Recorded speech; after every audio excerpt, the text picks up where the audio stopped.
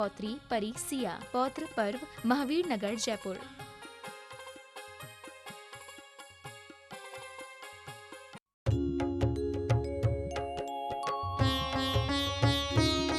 शक का समाधान।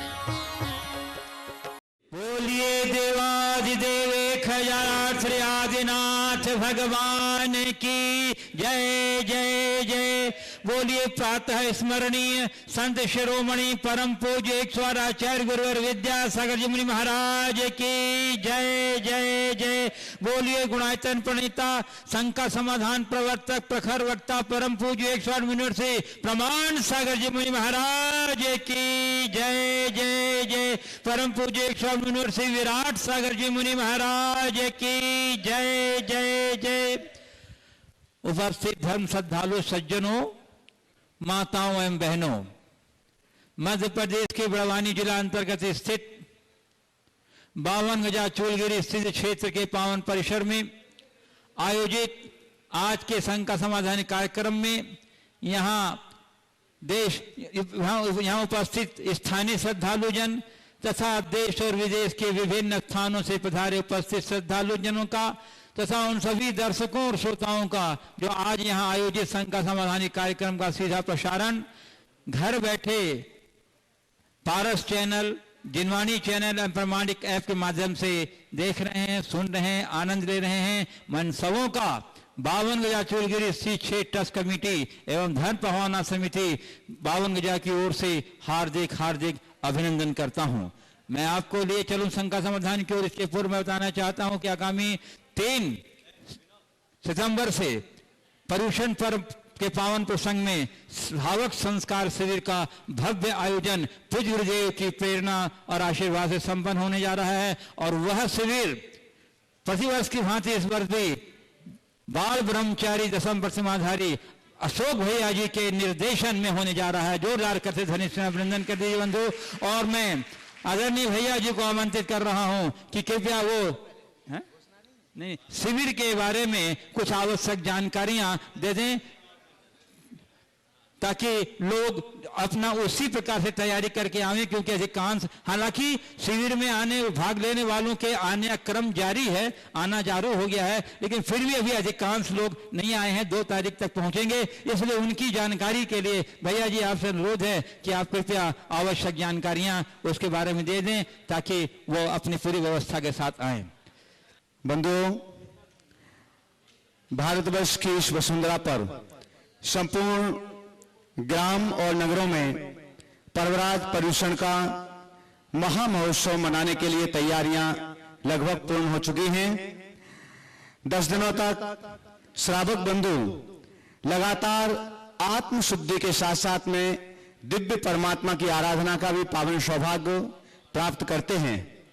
उसी श्रृंखला में प्रतिवर्ष की भांति इस वर्ष भी पावन सिद्ध क्षेत्र 52 गजा जी की इस पुनीत मंगलमयी माटी पर, जहां पर पूज्य मुनिवर का मंगलमय चातुर्मास संपन्न हो रहा है, श्रावक संस्कार शिविर का आयोजन किया गया है।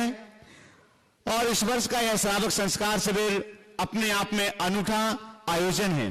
अभी तक जो लोग पर्वराज पर्यूषण के अवसर पर श्रावक संस्कार शिविर में आए हुए हैं, वे शहरों में आयोजित होने वाले शिविर में आए हुए थे, लेकिन इस बार यह पर्वराज पर्यूषण में आयोजित शिविर पावन सिद्ध भूमि पर आयोजित किया जा रहा है।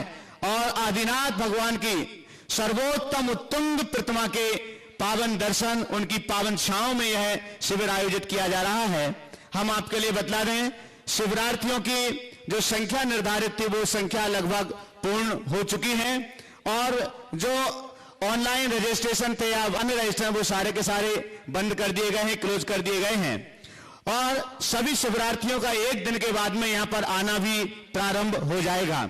लेकिन जो लोग पर्वराज पर्यूषण के शिविरार्थी के रूप में सम्मिलित नहीं हो सके हैं या 10 दिन का समय वे अपने घर से, अपने शहर से आकर के यहां पर नहीं दे सकते हैं, वे लोग भी महाराज श्री का मंगल आशीर्वाद प्राप्त कर सकते हैं।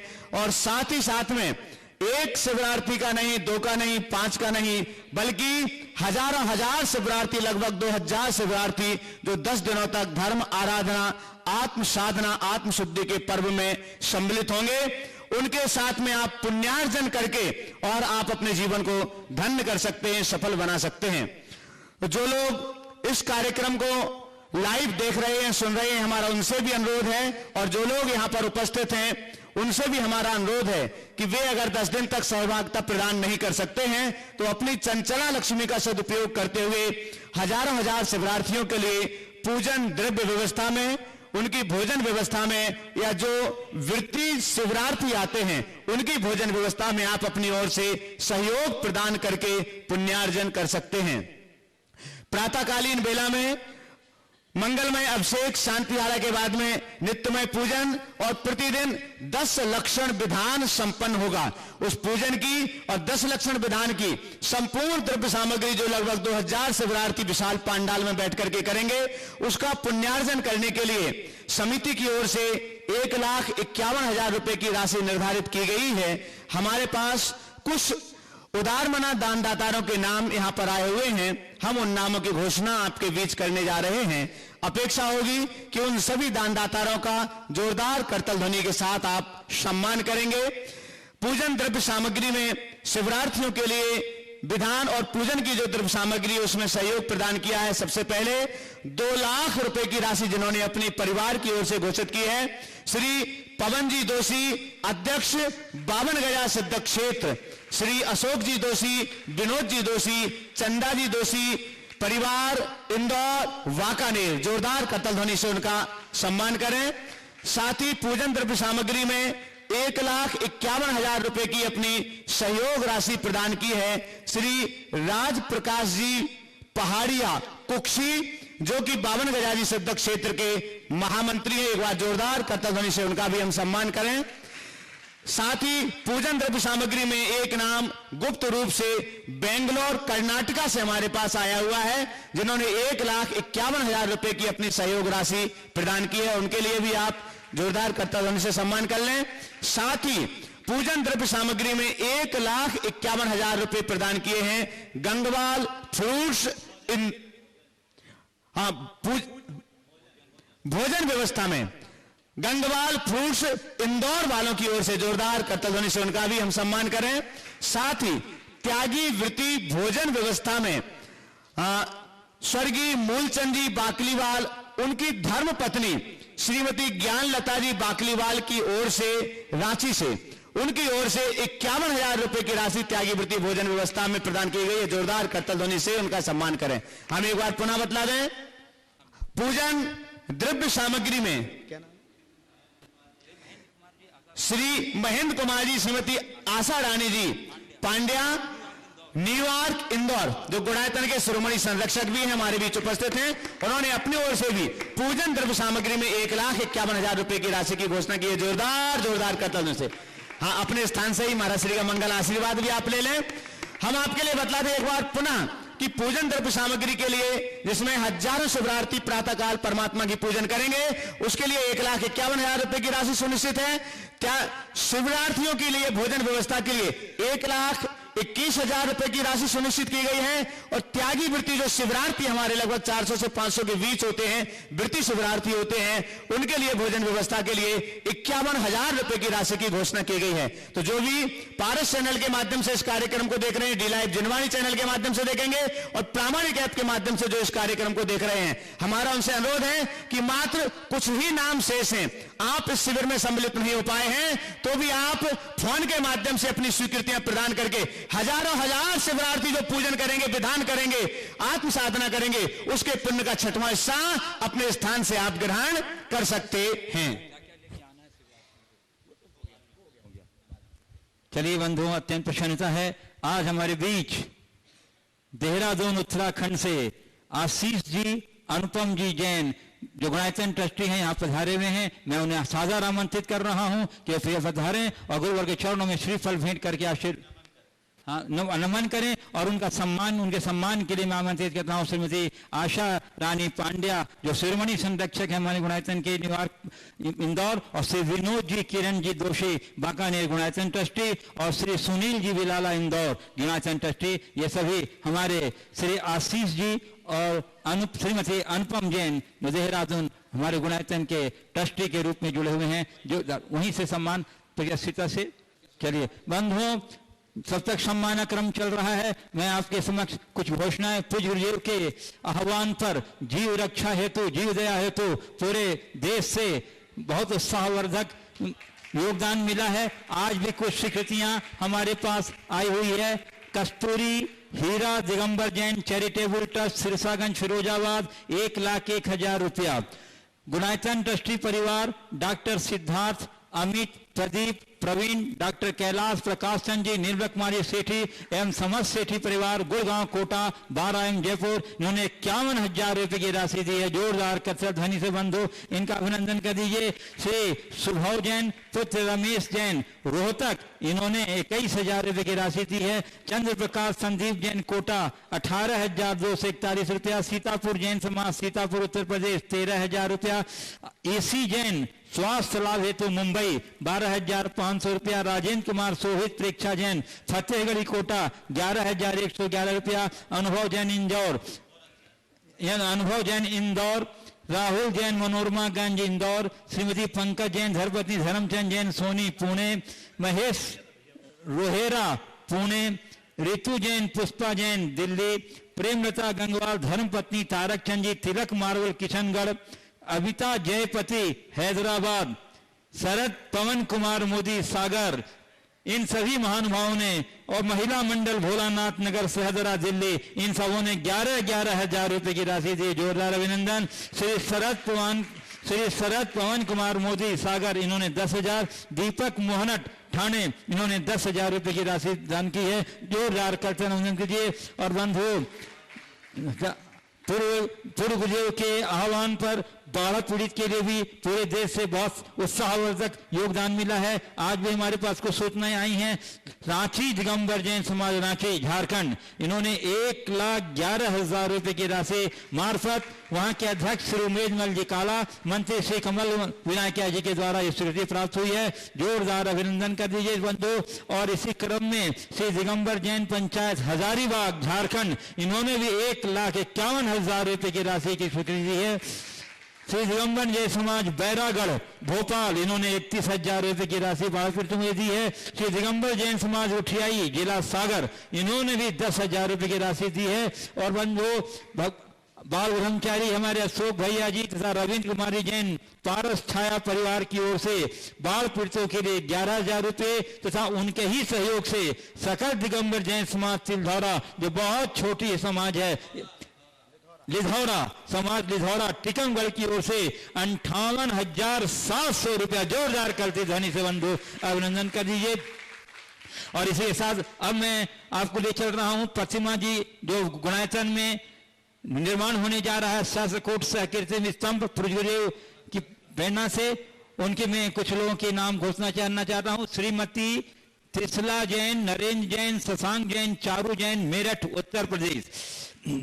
उसका श्रीमती केसरीमल जैन कच्छकेरा वाले लटेरी, श्रीमती नंदा जैन धर्मपत्नी, श्री चांद कुमार जैन अशोकनगर, श्री मुनेश कुमार जैन रितेश जैन अशोकनगर, श्री मिश्री लाल जैन, श्रीमती चंदा जैन अशोकनगर, श्रीमती अंगूरी देवी जैन धर्मपत्नी, श्री राजकुमार जैन अशोकनगर, श्री राजकुमार जैन, श्री शशांक जैन अशोकनगर, श्री विमल कुमार जैन पुत्र स्वर्गीय मूलचंद जी जैन अशोकनगर, श्री शांतिलाल दिनेश चंद जैन मुरैना, श्री देवेंद्र कुमार जैन, श्रीमती उषा जैन अशोकनगर, श्री नंदूलाल जैन, श्रीमती कस्तूरी बाई जैन अशोकनगर, श्री विपिन कुमार जैन, श्रीमती बीना जैन मेरठ। इन सबों ने 1,21,000 रुपया दे करके प्रतिमा का डोनेट किया। जोरदार करते ध्वनि से अभिनंदन। और बंधु मैं आपको लिए चलूं शंका समाधान की ओर। इसके पूर्व हम लोग रोज की तरह पूज्य गुरुदेव के आशीर्वाद से अपने को अभिषेक करेंगे। तो हाथ जोड़िए, बोलिए मेरे साथ, नमोस्तु गुरुदेव, नमोस्तु गुरुदेव, नमोस्तु गुरुदेव। गुरुदेव आपकी अनुमति से कुछ ऑनलाइन प्रश्न। आज ऑनलाइन ही, ऑनलाइन नहीं, 6:40 हो गए हैं। चलिए 6:40। मैं प्रथम प्रश्न के लिए आमंत्रित कर रहा हूं हमारे गुणायतन ट्रस्टी श्री सुनील जी बिलाला इंदौर, और उसके बाद तैयार रहेंगे श्री संजय जी बिलाला बड़नगर गुणायतन ट्रस्टी। नमस्तु गुरुदेव। बोलो। नमस्तु। भारतवर्ष भारतवर्ष में बहुत सारे सिद्ध क्षेत्र हैं, पर ये जो शिखर जी सिद्ध क्षेत्र है, वहाँ पे पार्श्वनाथ भगवान का जो टोक है और 52 गजा में जो चूलगिरी क्षेत्र है, दोनों जगह हमने देखा कि वहाँ बहुत ज़्यादा हमको पूजा पाठ में मन लगा। मेरी जिज्ञासा यह है कि इन दोनों में कुछ समानता है या कुछ विशुद्धि ज़्यादा है, या हमारा कुछ ज़्यादा यहाँ से लगाव है उससे ऐसा लगा। बहुत बढ़िया है। देखिए समेत शिखर जो तो आपका क्षेत्र है वहाँ तो सबका मन लगता है ही है और लगना ही चाहिए, लेकिन जिन लोगों का समेत शिखर की तरह चूलगिरी में भी मन लगता है तो बहुत प्रशंसनीय बात है। निश्चयतः ये पर्वतराज बहुत ऊर्जा से भरा हुआ है। यहाँ कितने करोड़ मुनि राज मोक्ष गए? 5.5 करोड़ मुनि महाराज जहाँ से मोक्ष गए, और चूलगिरी के तुंग शिखर पर जाकर वैसी अनुभूति तो होती ही है। हमें तो ये मान करके चलना चाहिए जब भी हम किसी सिद्ध क्षेत्र की वंदना करें, ये सर्वोत्कृष्ट क्षेत्र है और यहाँ आने का सौभाग्य मुझे मिला है तो मैं यहाँ का सर्वोत्कृष्ट लाभ लूँ। नमस्ते। श्री संजय सरिता जी बिलाला बड़नगर। एक पूछना। बोलो। उसके बाद तैयार रहेंगी श्रीमती आशा रानी मीना जी पांड्या यूएसए इंदौर। हाँ बोलो। गुरुदेव, आजकल आर्टिफिशियल इंटेलिजेंसी का तकनीकी दौर में ज़्यादा प्रभाव हो रहा है। नई पीढ़ी के लोग गूगल पर किसी भी विषय का ज्ञान अर्जित करते हैं, जो इंटरनेट आपकी सोच के अनुसार परिणाम दे देता है, जिसमें व्यवहारिकता का पूर्णतः अभाव रहता है। कंप्यूटर एक निर्जीव चीज़ है, पर उसमें विश्वास ज़्यादा करते हैं, जो कि एक आर्टिफिशियल इंटेलिजेंसी है। कृपया समाधान करें। देखिए बात बिल्कुल सही। आर्टिफिशियल इंटेलिजेंसी का सबसे ज़्यादा दुष्परिणाम ये हुआ है कि उससे हमारी अपनी प्रतिभा कुंठित हो गई। मनुष्य जितना अधिक यंत्रों पर निर्भर हो जाता है, उसकी प्रतिभा उतनी कुंठित होने लगती है। आप अनुभव कीजिएगा, जब तक आपके पास मोबाइल नहीं था, एक एक व्यक्ति को सैकड़ों लोगों के नंबर याद रहते थे। जब से मोबाइल आ गया, आपने सब उसमें सेव करना शुरू कर दिया। अब खुद का नंबर भी लोगों को याद नहीं रहता। क्यों? ये बड़ी समस्या है।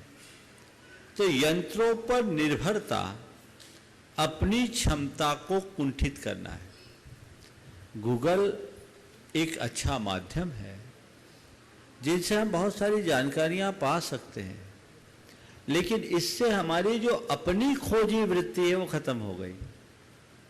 इससे हमारा सोच जो है वो सीमित हो गई। कुछ भी गूगल में देख लो, कुछ भी इसमें कर लो, तो हमारा जो स्वयं का एफर्ट था वो खत्म हो गया और दिनों दिन खत्म होगा। तो इसके परिणाम तो ये आने ही वाले हैं।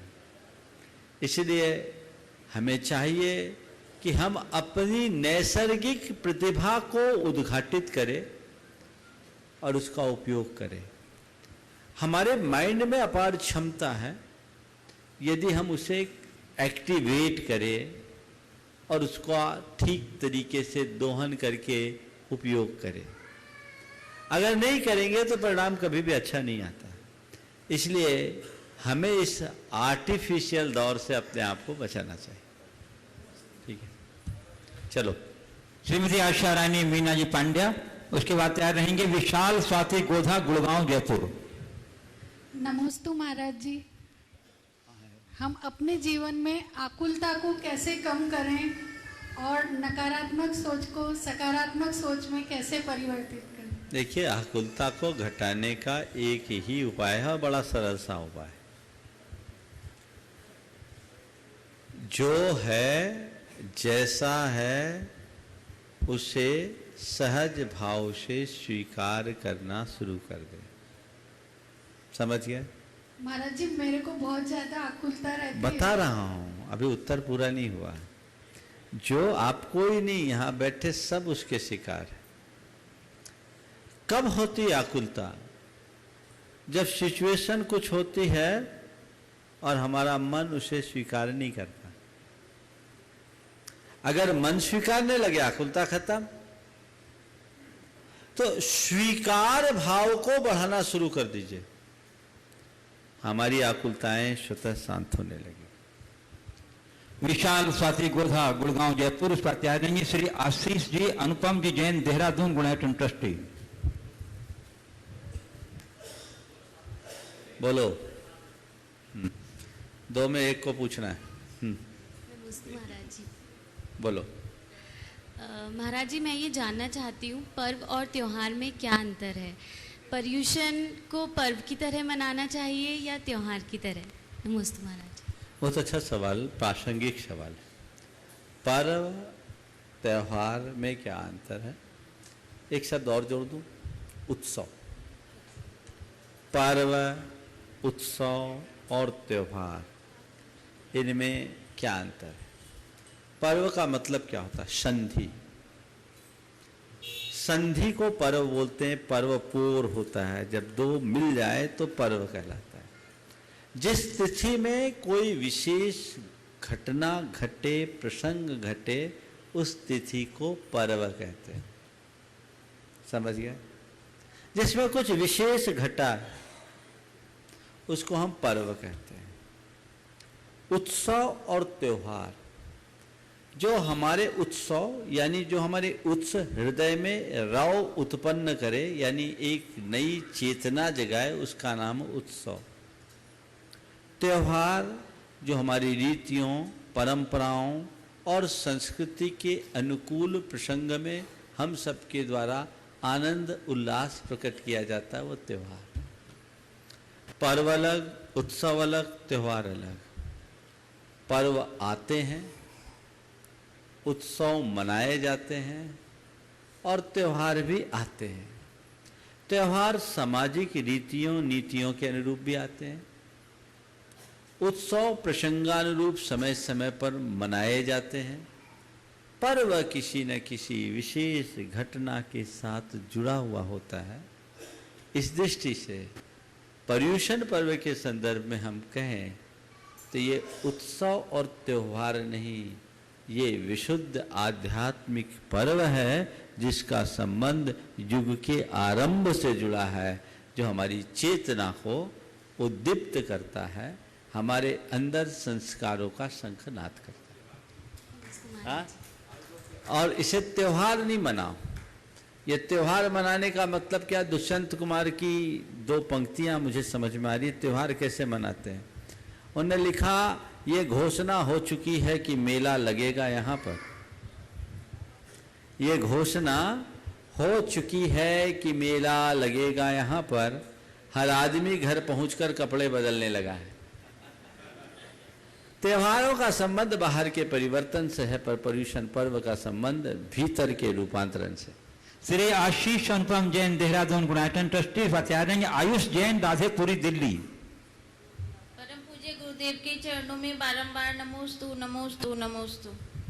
पूज्य गुरुदेव, मैं गुणायतन के व्यापक स्वरूप को समझकर गुणायतन से जुड़ चुकी हूँ। मैं ये जानना चाहती हूँ कि गुणायतन को किस प्रकार से हम अपने चेतना के रूपांतरण का निमित्त बना सकते हैं। देखिए, गुणायतन को आप गुणायतन से जुड़ी, ये बहुत प्रशंसनीय बात है और ये आपका सौभाग्य है। पूरे देश भर के लोग जुड़े हैं और वे लोग बड़े भाग्यशाली हैं जिन्हें इससे जुड़ने का सुअवसर मिला। मैंने अनेक बार अनेक प्रसंगों में कहा है कि गुणायतन एक कोई प्रोजेक्ट मात्र नहीं है।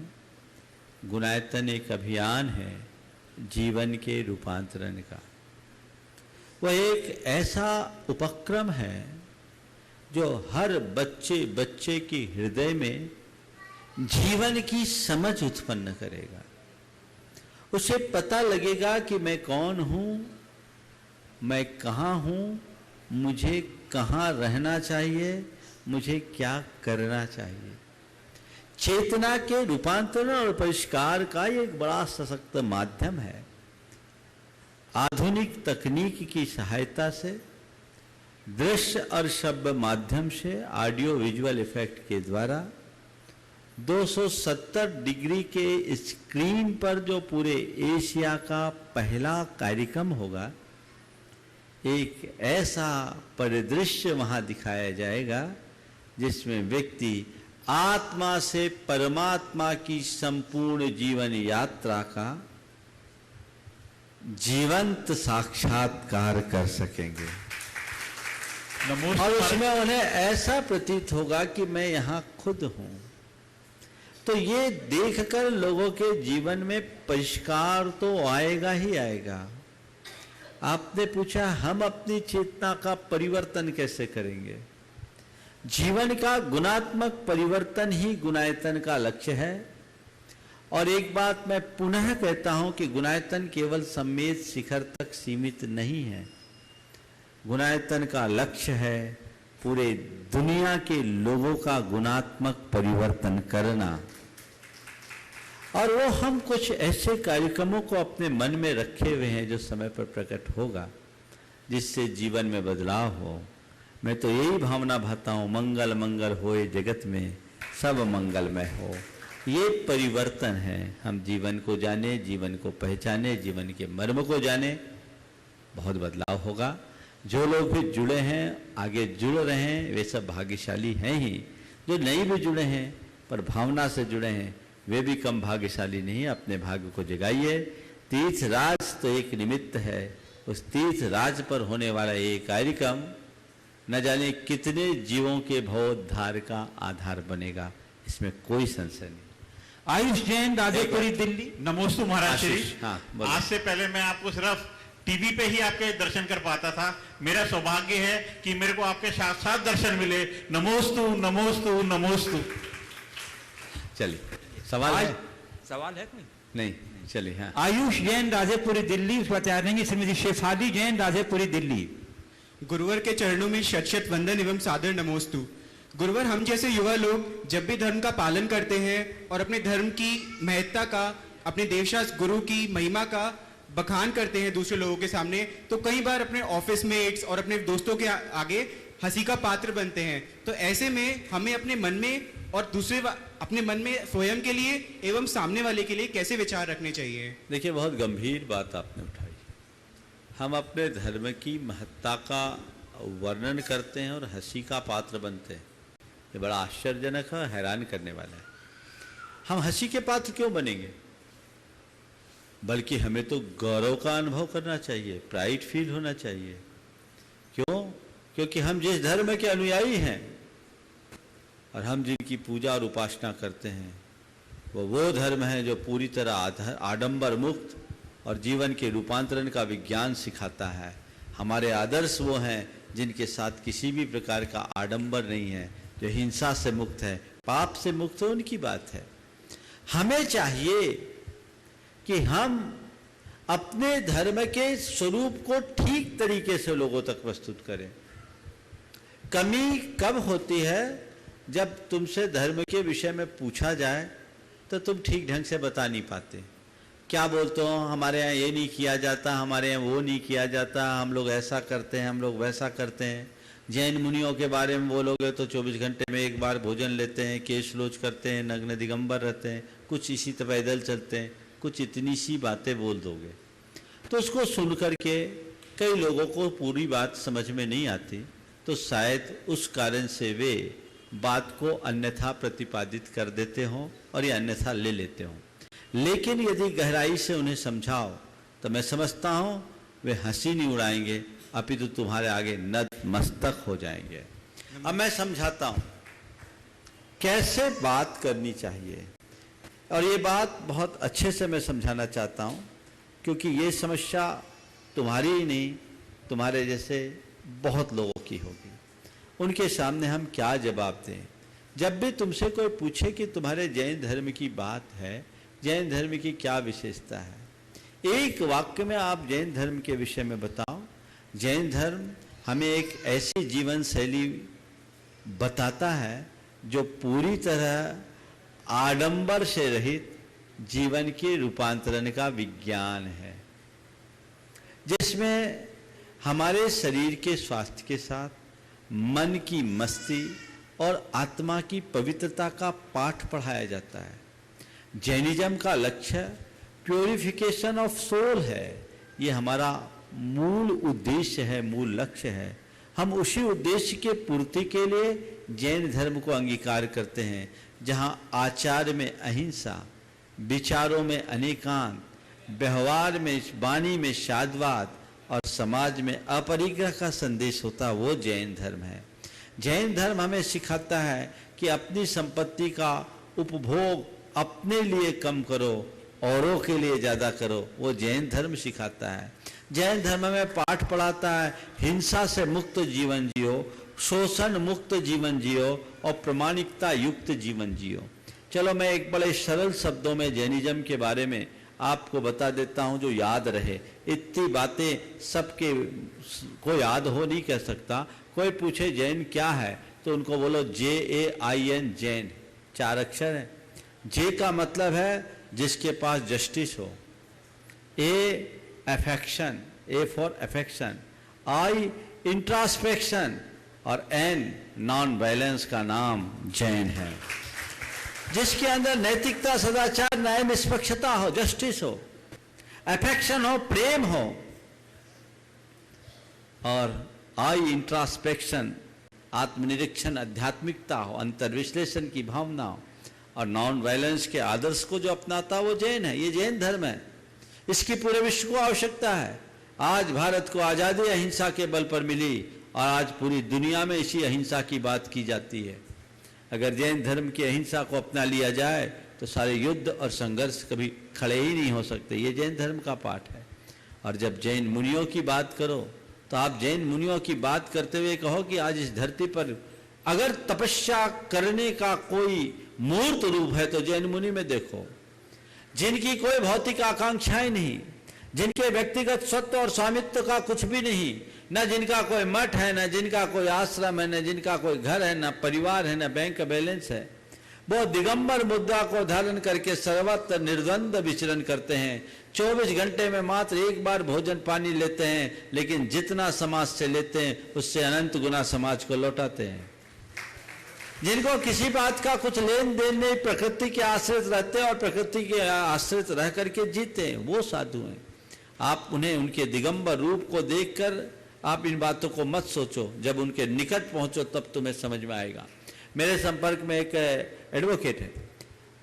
कोर्ट में बातचीत में जब दिगंबर मुनियों के बारे में कुछ कहा गया तो वो लेडी थी, उन्होंने कहा एक काम करो, आपकी बातों का मैं कोई जवाब नहीं दूंगी, आप मेरे साथ चलो, अभी हमारे यहाँ एक मुनिराज आए हुए हैं, उनसे मिलो, फिर मुझसे बात करना कि आप किसी नग्न व्यक्ति के पास मिलने गए हो, मिले हो या किसी साधु से मिले हो। उनके कहने पर वहाँ के 5 वरिष्ठ एडवोकेट्स आए, आकर के दर्शन किया, उनने परिचय दिया, चर्चाएं की, सब तरह की चर्चा हुई। वे लोग बड़े प्रभावित हुए। चर्चा के मध्य उनने कहा, महाराज मेरे मन में आप लोगों के प्रति अलग धारणा थी और मैं हमेशा इनसे बहस करता था। आज इनका मैं आभार मान रहा हूं कि आपके दर्शन कराए। और महाराज जी, आपसे चर्चा करने के बाद, आपके दर्शन करने के बाद, जब तक आपके पास नहीं आया था तब तक मुझे लग रहा था कि हम किसी नग्न व्यक्ति के पास मिलने जा रहे हैं। जब आपके निकट आए तो हमें ऐसा लगता है कि अपनी मस्ती में डूबे हुए किसी साधु से मिल रहे हैं। ये दिगंबरत्व की पहचान है। आप उन्हें उस तरीके से समझाएं, कभी व्यक्ति को कुछ भी सोचने को नहीं मिलेगा। और उनको कहो ये गौरव आज का नहीं है, युग युगांतरों का है। वेदों में, पुराणों में, उपनिषदों में, बौद्ध ग्रंथों में, शिलालेखों में और पुरावशेषों में इसी दिगंबरत्व के गीत गाए गए हैं, जिसके आधार पर ये सारी बातें हैं। इसलिए कहीं कोई कुछ बोले तो उनको अच्छे से जवाब दो, और एक बार जवाब दोगे तो तुम्हारा सीना गर्व से फूलेगा, हंसी के पात्र नहीं बनेंगे। लेकिन इसके लिए मैं एक सलाह और दूंगा, तुम जैसे युवाओं को कम से कम जैन धर्म की आधारभूत बातों को जानना भी जरूरी है, ताकि ठीक तरीके से उसका सही स्वरूप प्रस्तुत कर सको। श्रीमती शेफाली जैन, राजेपुरी, दिल्ली, उस पर तैयार रहेंगे। और अरवी आरना जैन, बड़ौदा।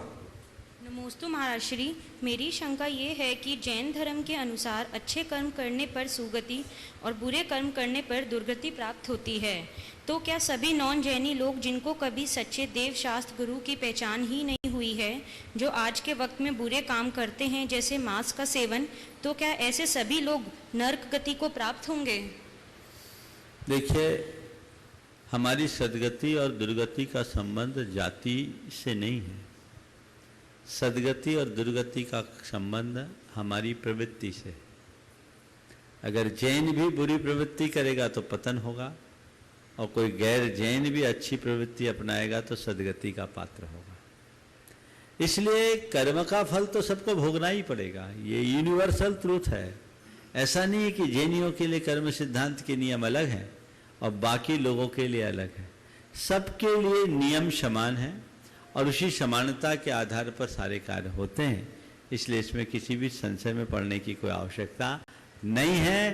ये जैनियों का सिद्धांत नहीं, ये शाश्वत सिद्धांत है। जैसी करनी वैसी भरनी। रामचरितमानस में रामचंद्र जी के मुख से कहा गया, कर्म प्रधान विश्व करी राखा, जो जस करहि सो तस फल शाखा। तो ये तो कर्म के सिद्धांत पर भरोसा हमें करना ही पड़ेगा। बुरा कर्म करने वाला चाहे कोई भी क्यों ना हो, अच्छा परिणाम नहीं पा सकता। रवि आरना जैन, बड़ौदा, उस पर तैयार रहेंगे। जीव दया और शाकाहार के समर्पित डॉक्टर के गंगवाल, पुणे, श्रीमती चंद्रकला जी गंगवाल। महाराज जी के चरणों में नमो नमो वंदम।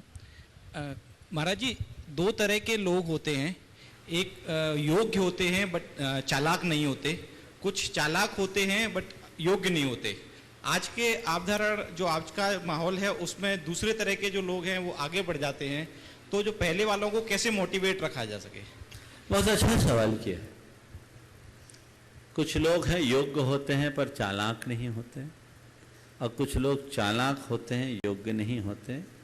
दुनिया में जो चालाक होते हैं वो योग्य न होने पर भी आगे बढ़ जाते हैं, और योग्यता संपन्न होने के बाद भी अपनी चालाकी के अभाव में जो लोग पीछे रह जाते हैं, स्वाभाविक है वो हताश होते हैं। पर मैं, आपने पूछा उन्हें कैसे मोटिवेट करूं, मैं एक ही सलाह देता हूं। अभी बारिश के दिन है, 52 गजा तुम पहले भी आए थे जब हम लोग फरवरी मार्च के महीने में थे, आज भी है। चारों तरफ झाड़ झंकार दिख रहे हैं, बहुत तेजी से पनपे हुए हैं ना, पर ये जितनी तेजी से पनपे उतनी तेजी से सूखेंगे भी। समझ गए? बारिश का पेड़ 4 महीने में 8 फुट का हो जाता है, पर बरगद के पेड़ को 8 फुट का होने में 8 बरस लगते हैं। लेकिन बरगद का पेड़ एक बार बढ़ता है तो बढ़ता ही जाता है, इसीलिए उसका नाम ही है बढ़। जो बढ़े सो बढ़। जिनके अंदर योग्यता है वे बरगद के पेड़ हैं, उनके विकास को कोई अवरुद्ध नहीं कर सकता। वो बढ़ेगा और सबको छाया देगा।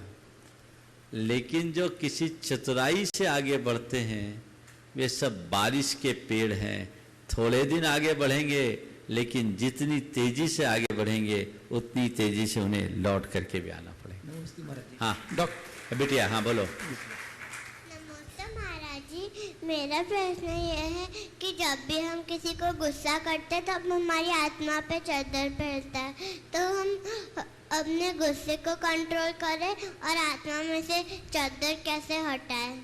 आत्मा से जहर, चद्दर, हाँ ठीक है, बहुत अच्छा। जब जब हम गुस्सा करते हैं तो आत्मा में चद्दर फैलता है। हम अपने गुस्से पर कंट्रोल कैसे करें, उस चद्दर को कैसे हटाएं। बहुत अच्छा। मुझे लगता है तुम्हारी माँ ने तुम्हें ये सब सिखाया, माँ ने सिखाया ना, बहुत अच्छा। बच्चों को अगर इस तरीके से हम बोध देने लगे तो बड़े होने के बाद उन्हें ज़्यादा कुछ समझाने की ज़रूरत नहीं होगी। देखो, गुस्सा एक प्रकार की नेगेटिविटी, और गुस्सा करने से आत्मा पर चद्दर तो पड़ता ही, हमारा खून भी जलता है, वो हमारे शरीर को जहरीला बना देता है। इसलिए गुस्से पर कंट्रोल करने का दो रास्ता है।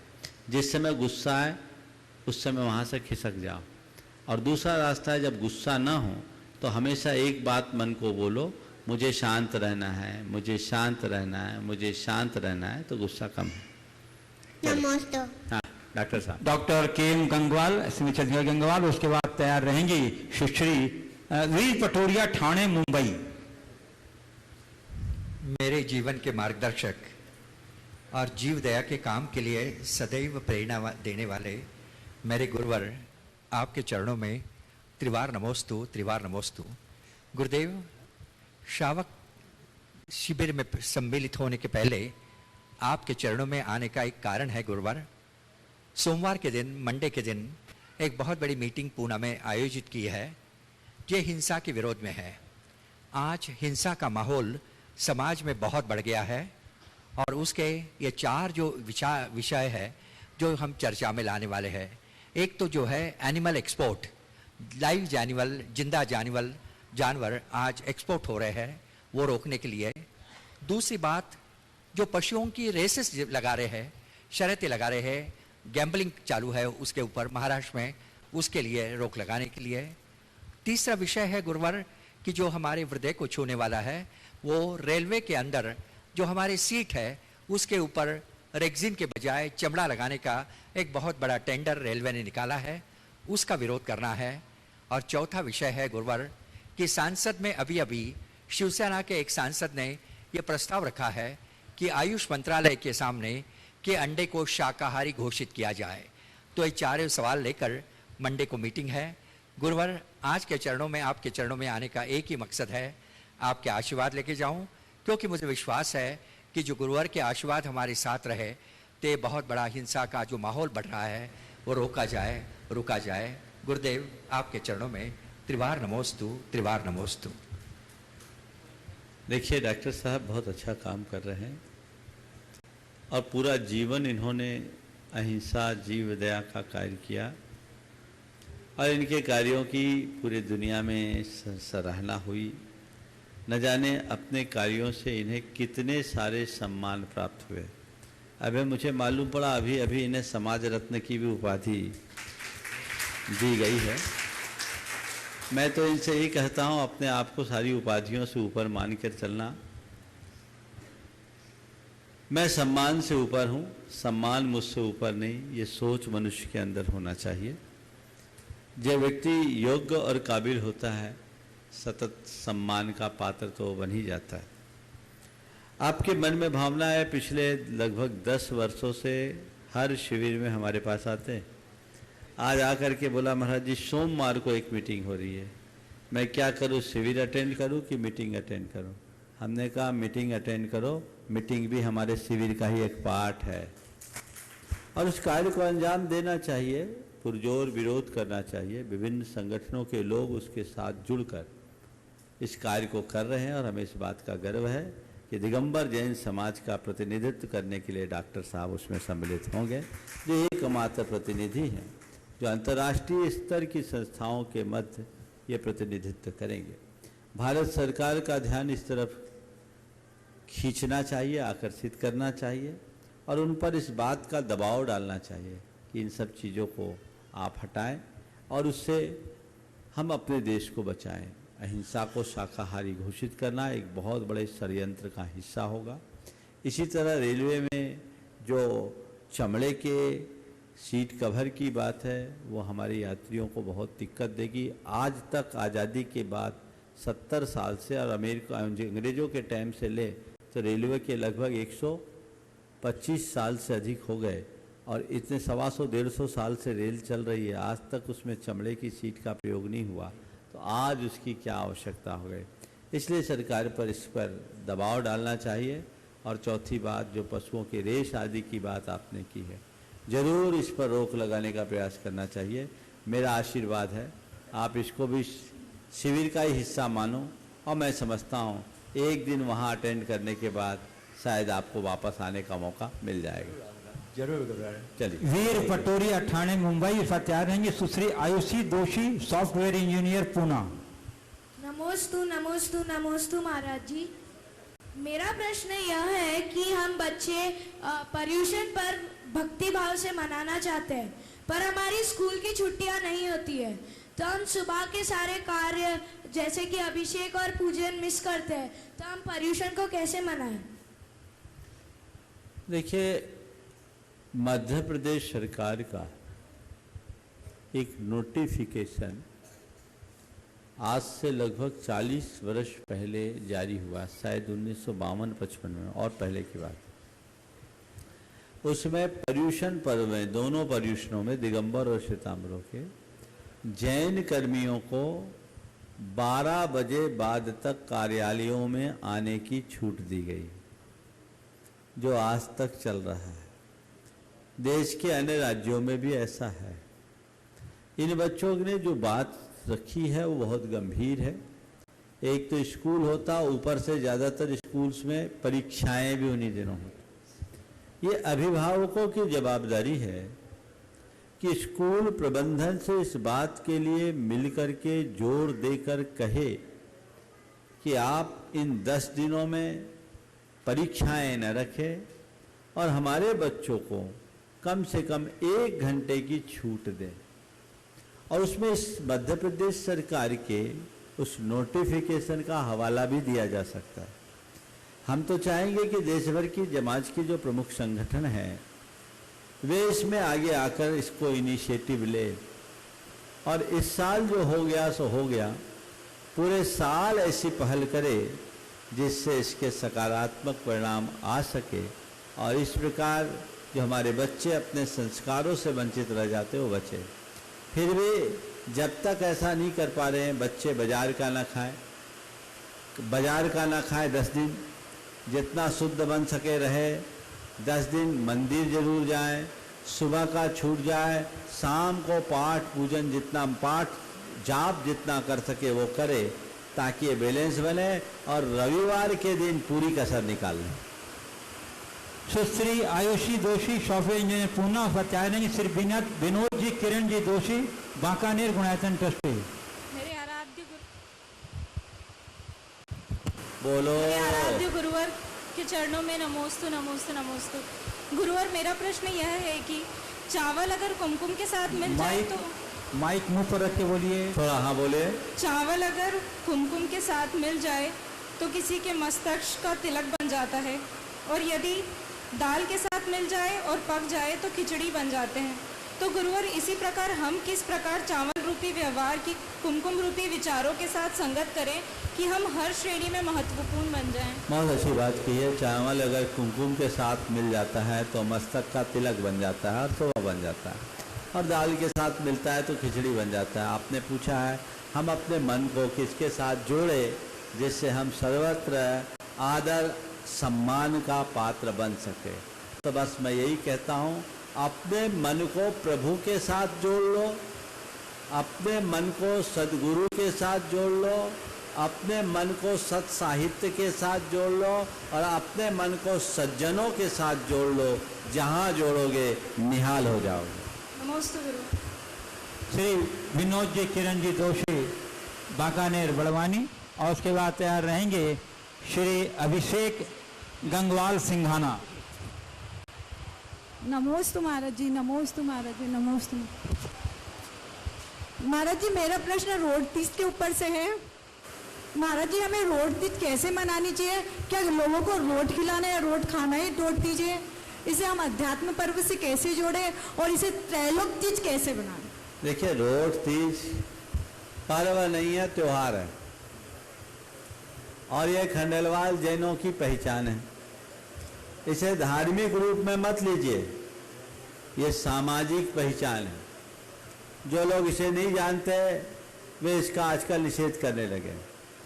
ये रोड तीज है, उस दिन रोड बना करके खाना है। इसकी कथाएं अलग है, पर मैं उन कथाओं पर नहीं जाता। मैं इसके पीछे एक ही भावना जानता हूँ, पर्यूषण शुरू होने वाला है, थोड़ा ढंग से खा ले ताकि उपवास अच्छा हो जाए। इसके पीछे भावना होगी। लेकिन इसके साथ जो एक मूल भावना है वो बहुत उत्कृष्ट है और अनुकरणीय है कि रोट तीज में घर की जो मूल कुटुंबनी है, सबसे बड़ी सदस्य है, उसका महत्व मालूम पड़ता है। और रोट तीज के दिन तपस्या होती है, इंद्रिय जय भी होता है। रोट तीज की जो मौलिक परंपरा थी, घर की सबसे बड़ी महिला अपने हाथ से रोट बनाती, और हमने बचपन में देखा उस रोट में एक एक व्यक्ति के नाम से रोट बनते, तिलक करके उसको चांदी के सिक्के से रोट को तोड़ते, और जितना सा रोट टूटा उतना ही उस दिन का उसका प्रमाण होता, माने एक प्रकार का स्वल्पाहार हो गया। एक धान लेना, नीरस लेना, कोई मिर्च मसाला उसमें नहीं लेना, ये परिपाटी थी, जो एक प्रकार की तपस्या भी थी, उन्नोदर तप था। और उससे घर का प्रेम वात्सल्य बनता है, अपनी सांस्कृतिक पहचान बनती है। हर खंडेलवाल जैनी को ये पता रहता रोट तीज है तो मुझे अपने घर जाना है।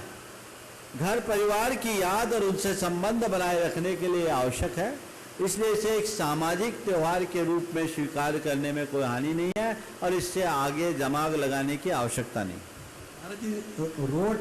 रोट कुछ लोग मंदिर में ले जाके रखते हैं, या मंदिर में रोट चलाना ठीक नहीं, वो तो रखते हैं आटा ले जाके, वो मंदिर को नहीं, व्यास को देना चाहिए। और जब गांव में रोट बांधते हैं तो भगवान की सेवा करने वाले को भी रोट खिलाओ, भगवान को नहीं। अभिषेक गंगवाल सिंघाना सत्यारणा, संजय जैन छतरपुर। मेरे आराध्य गुरुवर के श्री चरणों में बारंबार नमोस्तु। गुरुवर, अगर हम अपनी इच्छा करने की प्रक्रिया या लालच प्रक्रिया पर ध्यान दें तो हमें समझ आएगा कि ना तो यह पैसे के लिए है और ना ही संपत्ति के लिए। हमारी इच्छा केवल विस्तार के लिए है या विस्तृत होने के लिए है, लेकिन यह विस्तार भी हमें संतुष्टि नहीं देता। यदि हम अपना विस्तार चाह रहे हैं तो कितने विस्तार के बाद हम संतुष्ट होंगे? यदि हमें इस धरती का मालिक भी बना दिया जाए तो हमें संतुष्टि प्राप्त नहीं हो सकती। तो गुरुवर, ऐसे क्या प्रयास हो जब हम हमारे जीवन का विस्तार करें तो विस्तार के हर पग पर संतुष्टि हो? भावों का विस्तार हो, अपेक्षाओं का नहीं। समझ गए? आत्मीयता का विस्तार हो, अपेक्षाओं का नहीं। आत्मीयता का विस्तार हमें संतुष्टि देता है और अपेक्षाओं का विस्तार तकलीफ। संजय जैन छतरपुर। गुरुदेव के चरणों में त्रैवार नमोस्तु नमोस्तु नमोस्तु गुरुदेव। गुरुदेव, मेरा प्रश्न है, यहाँ से ये तो समझ में आता है गुरुदेव के मुनि इंद्रजीत मुनि कुंभकर्ण यहाँ से मोक्ष गए, लेकिन गुरुदेव यहाँ से मालूम बताते हैं 5.5 करोड़ मुनि मोक्ष गए। इसका कैसे मालूम चला कि गुरुदेव क्या है, गंगा किनारे तो वो पंडा रहते थे, वो लिपिबद्ध करते थे सभी बाप दादाओं का नाम, तो मालूम चलता था कि इसके पिताजी वो, उसके पिताजी वो, उसके पिताजी वो। लेकिन यहाँ पे कैसे मालूम करें कि यानी इतने मुनि कैसे मोक्ष गए, किसने बताया? देखिए, ये सब हमारे तीर्थंकरों की वाणी से निश्चित कथा है, जिसे उन्होंने अपने प्रत्यक्ष ज्ञान के बल पर गाया। और ये 5.5 करोड़ मुनिराज एक दिन में नहीं गए। भगवान ऋषभदेव से लेकर भगवान महावीर पर्यंत के काल में, जो असंख्य वर्षों का काल है, 42,000 वर्ष कम एक कोड़ा कोड़ी सागर, जो असंख्य वर्ष है, उस अवधि में ये सारा कार्य हुआ है और उसी अनुरूप ये सारे परिणाम हुए। तो उसको उसी तरीके से देखना चाहिए। अशोक भाई को मैं बाल ब्रह्मचारी अशोक भैया जी से इस प्रकार आज के इस सत्य को परम पूज्य गुरुदेव के चरणों में नमन अर्पित करते हुए यहीं पर विराम। बोलिए परम पूज्य आचार्य गुरुवर श्री विद्यासागर जी महाराज की।